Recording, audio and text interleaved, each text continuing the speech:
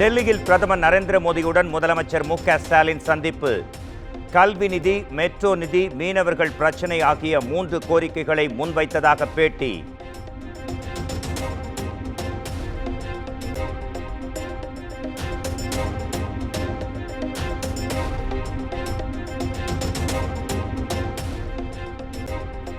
தேசிய கல்விக் கொள்கையில் கூறப்பட்டுள்ள மும்மொழி கொள்கையை தமிழ்நாடு அரசு ஏற்கவில்லை.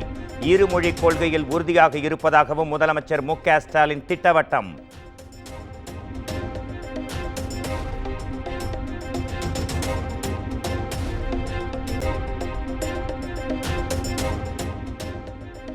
மத்திய அரசு கல்வி நிதியை வழங்காததால் ஆசிரியர்களுக்கு ஊதியம் வழங்குவதில் சிக்கல் இருப்பதாக முதலமைச்சர் மு.க. ஸ்டாலின் பேட்டி. நிதியை உடனடியாக விடுவிக்க வேண்டும் என பிரதமரிடம் வலியுறுத்தியிருப்பதாகவும் விளக்கம்.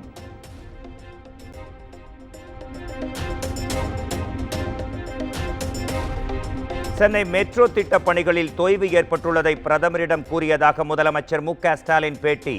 மத்திய அரசின் பங்கை விடுவித்தால் மட்டுமே மெட்ரோ திட்ட பணிகளை விரைந்து முடிக்க முடியும் எனவும் விளக்கம்.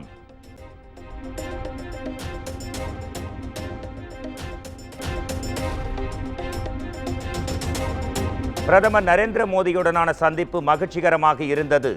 அது பயனுள்ளதாக மாறுவது பிரதமர் கையில்தான் உள்ளது என்றும் முதலமைச்சர் மு.க. ஸ்டாலின் பேச்சு.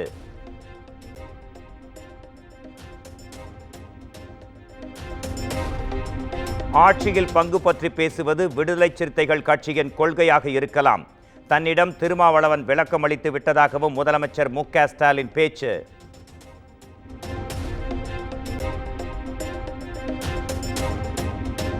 மறைந்த சிபிஐ-எம் பொதுச் செயலாளர் சீதாராம் யெச்சூரியின் டெல்லி இல்லத்திற்கு நேரில் சென்ற முதலமைச்சர் ஸ்டாலின் படத்திற்கு மலர் தூவி மரியாதை செலுத்தி குடும்பத்தினருக்கு ஆறுதல்.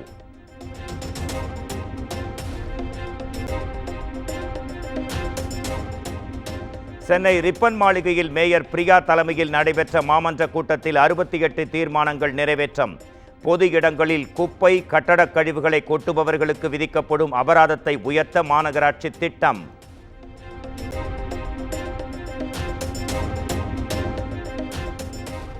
சென்னையில் கொசு தொல்லை, மழைநீர் தேக்கம் என அடிப்படை பிரச்சனைகளை மேயரும் துணை மேயரும் கண்டுகொள்ளவில்லை. கமிஷன் பிரச்சனையும் லிப்ஸ்டிக் பிரச்சனையும் தான் நடந்து கொண்டிருப்பதாக முன்னாள் அமைச்சர் டி. ஜெயக்குமார் விமர்சனம்.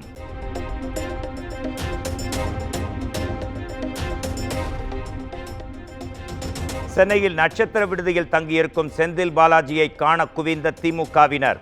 முண்டியடித்து பார்க்க முற்பட்ட போது ஏற்பட்ட தள்ளுமுள்ளுவில் விடுதியின் கண்ணாடி உடைந்தது.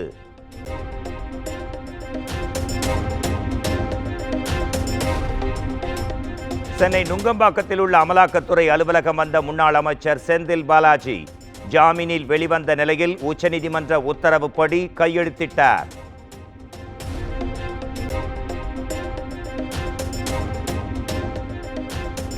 அமைச்சர் உதயநிதி ஸ்டாலினுடன் செந்தில் பாலாஜி சந்திப்பு. செந்தில் பாலாஜியின் பணிகள் மென்மேலும் சிறக்க வாழ்த்துவதாக உதயநிதி எக்ஸ் தளத்தில் பதிவு.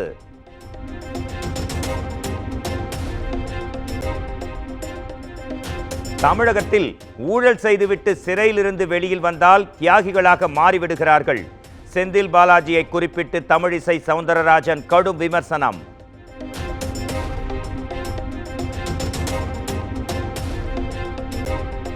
தொடரும் போதைப் பொருள் கடத்தலை தடுக்க திமுக அரசு நடவடிக்கை எடுக்கவில்லை என எடப்பாடி பழனிசாமி கண்டனம்.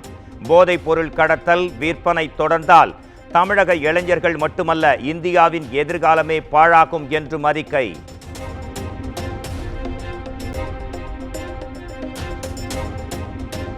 கிருஷ்ணகிரியில் வரும் 30ஆம் தேதி அதிமுக சார்பில் கண்டன ஆர்ப்பாட்டம். வேப்பனஹள்ளியில் மும்முனை மின்சாரம் வழங்காததால் பயிர்கள் வாடுவதாக குற்றம் சாட்டி கட்சியின் பொதுச் செயலாளர் எடப்பாடி பழனிசாமி அறிவிப்பு.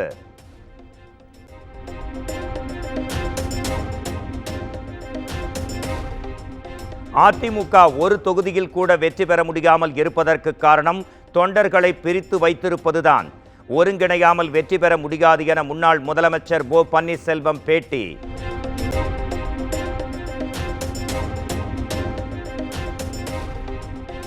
கேரள ஏடிஎம்களில் கொள்ளையடித்து கண்டெய்னர் லாரியில் தப்பிச் சென்ற ஹரியானா கொள்ளை கும்பல் நாமக்கல்லில் பிடிபட்டது.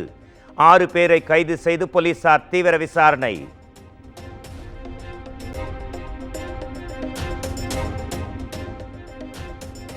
ஏடிஎம் மையங்களில் கொள்ளையில் ஈடுபட்ட கும்பலின் சிசிடிவி காட்சிகள் வெளியாயின. ஏடிஎம் அறையில் உள்ள கேமராவை பெயிண்ட் ஸ்ப்ரே கொண்டு மறைக்கும் அதிர்ச்சி காட்சிகள்.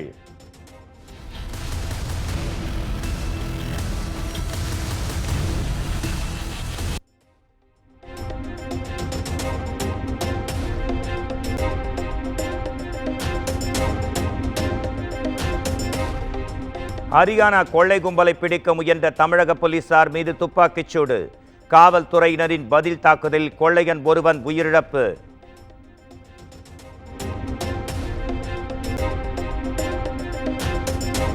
போலீசார் துப்பாக்கியால் சுட்டதில் காயமடைந்த வடமாநில கொள்ளையன் கவலைக்கிடம் என தகவல். மேல் சிகிச்சைக்காக கோவை அரசு மருத்துவமனையில் அனுமதி.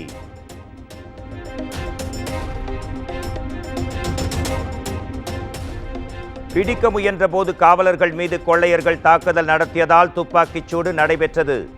சார்பு ஆய்வாளர் மற்றும் ஆய்வாளர் காயமடைந்ததாக சேலம் சரக டிஜிபி உமா விளக்கம்.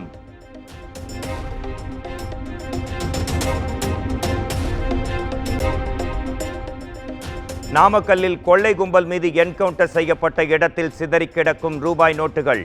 பணத்தை கைப்பற்றி ஒப்படைக்கும் முயற்சியில் தமிழக போலீசார் தீவிரம்.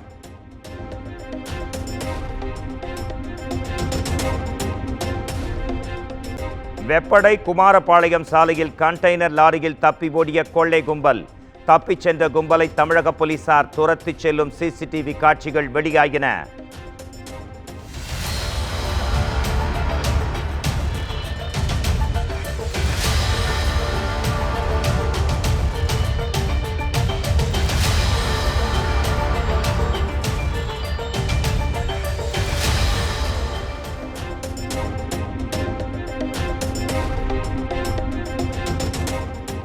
சென்னையில் சொத்து வரி உயர்வு குறித்த தீர்மானத்திற்கு அதிமுக கண்டனம்.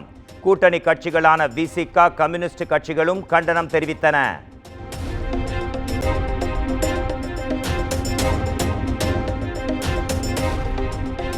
முன்னாள் காவல் அதிகாரி வெள்ளதுரை நடத்திய மதுரை என்கவுண்டர் தொடர்பாக புதிய வழக்கு பதிவு செய்து 6 மாதங்களில் முடிக்க வேண்டும். தமிழக டிஜிபிக்கு உயர்நீதிமன்ற மதுரை கிளை உத்தரவு.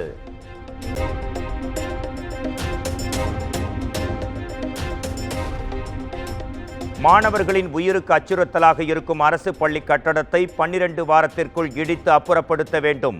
தவறும் பட்சத்தில் நாள் ஒன்றுக்கு 1000 ரூபாய் அபராதம் விதிக்கப்படும் என்றும் தமிழக அரசுக்கு உயர்நீதிமன்ற மதுரை அமர்வு எச்சரிக்கை.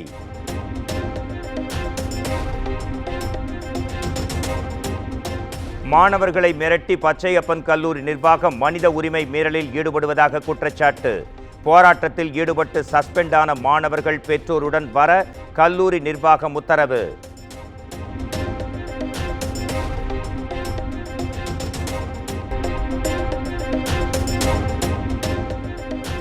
வேலூர் குடியாத்தம் அருகே சாலையோர தடுப்புச் சுவரில் மோதிய அரசு பேருந்து. பயணிகள் லேசான காயமடைந்த நிலையில் விபத்தின் சிசிடிவி காட்சிகள் வெளியாகின.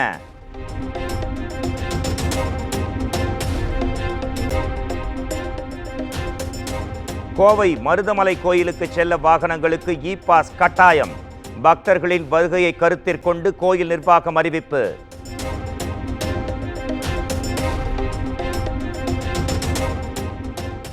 காஞ்சிபுரம், செங்கல்பட்டு உள்பட 7 மாவட்டங்களில் இன்று கனமழை பெய்யும். வேலூர், கோவை உள்ளிட்ட 19 மாவட்டங்களில் நாளை கனமழை பொழியும் என்றும் வானிலை ஆய்வு மையம் கணிப்பு.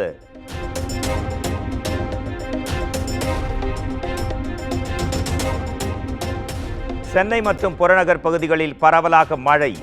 காலை முதல் மேகமூட்டத்துடன் காணப்பட்ட நிலையில் பல்வேறு இடங்களில் பரவலான மழை.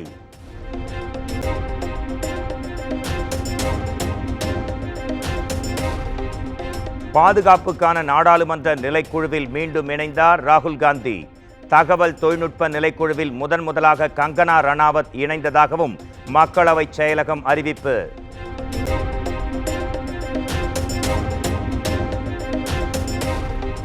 முறைகேடாக வீட்டுமனை ஒதுக்கப்பட்ட புகாரில் கர்நாடக முதலமைச்சர் சித்தராமையா மீது வழக்கு பதிவு. பெங்களூரு மக்கள் பிரதிநிதிகள் சிறப்பு நீதிமன்ற உத்தரவை தொடர்ந்து மைசூரு லோக் ஆயுக்தா போலீசார் நடவடிக்கை.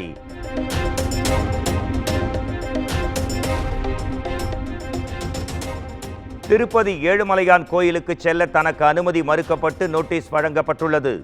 ஆந்திர மாநில முன்னாள் முதலமைச்சர் ஜெகன்மோகன் ரெட்டி குற்றச்சாட்டு.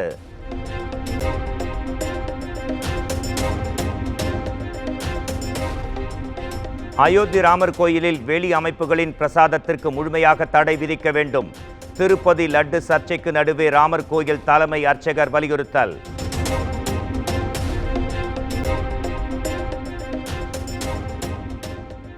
தலைநகரில் காற்று மாசுபாட்டை குறைக்க சட்டத்திற்கு இணங்காமல் அலட்சியமாக செயல்படுவது ஏன்? காற்றின் தர மேலாண்மை ஆணையம் CAQM-ஐ கடுமையாக விமர்சித்த உச்சநீதிமன்றம்.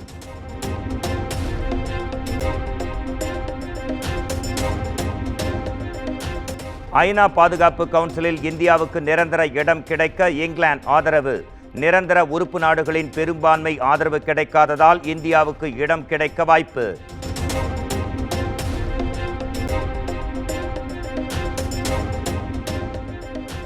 இந்திய வங்கதேசம் இடையிலான இரண்டாவது டெஸ்ட் கிரிக்கெட் போட்டி. மழையால் ரத்தான முதல் நாள் ஆட்ட நேர இறுதியில் வங்கதேச அணி 3 விக்கெட் இழப்பிற்கு 107 ரன்கள் சேர்ப்பு.